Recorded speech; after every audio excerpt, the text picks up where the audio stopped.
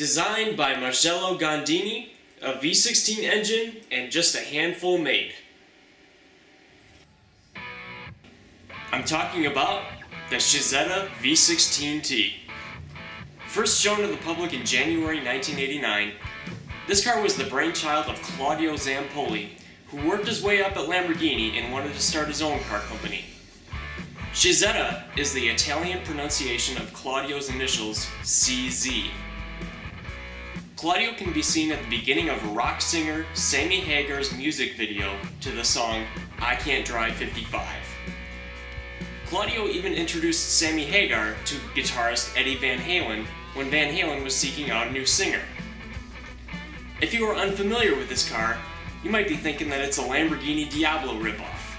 However, both cars were designed by the same man, Marcello Gondini, around the same time.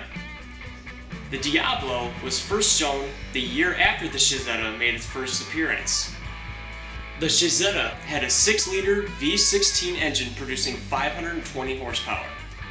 That might not seem like a lot today, but remember that the Ferrari F40 and the Lamborghini Diablo at the same time had around 480 horsepower.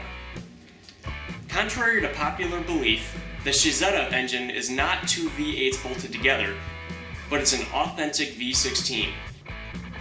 Many cars coming from new manufacturers use engines, chassis, and other components from other cars. This car was hand-built entirely from the ground up by Cizeta, an impressive accomplishment for a new auto manufacturer. It did not have driving aids such as power steering, ABS, traction control, or all-wheel drive. Claudio wanted this to be a pure driver's car. Having worked for Lamborghini, Claudio had experienced the difficulty of working on Italian sports cars, especially when the engine needed to be removed to service it. He wanted to build a car that would be easy to work on by having a bonnet that would open far enough to reach the mechanical parts, as well as avoiding the need to drop the engine from the car. The logo of the car featured a wolf because the wolf doesn't fear its Italian rivals, the prancing horse or the raging bull.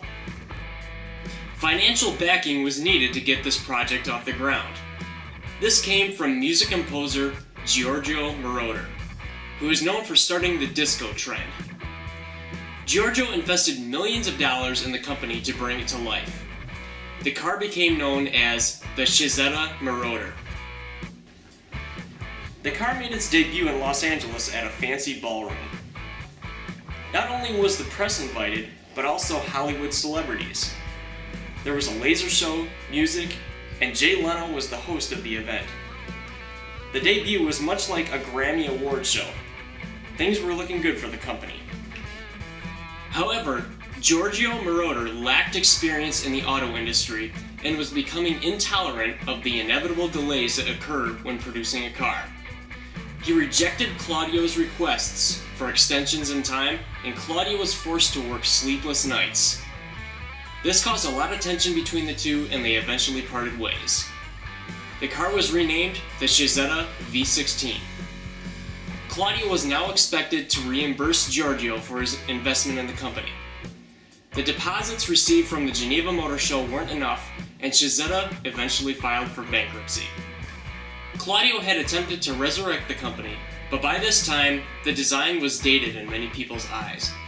Plus, since Lamborghini was a much more established company, many people assumed that the Cizeta was just a Diablo ripoff, but it was nothing of the kind.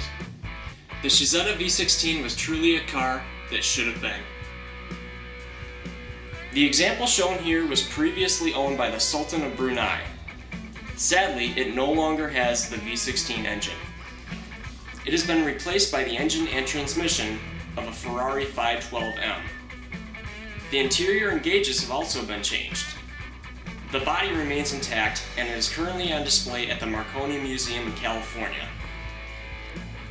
Be sure to subscribe and check out other rare and obscure cars by clicking on the thumbnail shown. This is DT Rockstar 1. Thank you very much for watching, and we'll see you next time.